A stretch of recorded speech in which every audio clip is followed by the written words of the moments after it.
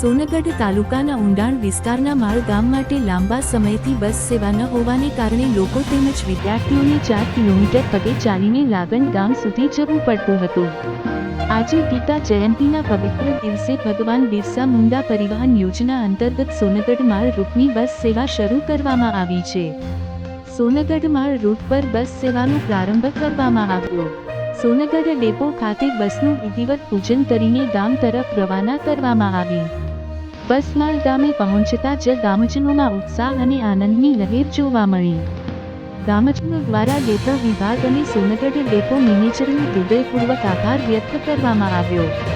કાર્યક્રમમાં ગંગા સમગ્ર ગુજરાત પ્રાંતના ઉપાધ્યક્ષ શ્રી સંજયભાઈ શાહ, કિશોરભાઈ ચૌધરી, ભારતીબેન શાહ, સાતીમાળ ગામના રણજીતભાઈ ગામિત અને અંજનાબહેન ગામિત હાજર રહ્યા હતા. આ નવી સેવા ગામના વિકાસ અને વિદ્યાર્થીઓના ભણતરમાં એક મહત્વપૂર્ણ પગલું સાબિત થશે એવી આશા વ્યક્ત કરવામાં આવી છે. ગુજરાત પહેરેદાર રિપોર્ટર એલિશા મરાઠી, સોનગઢ.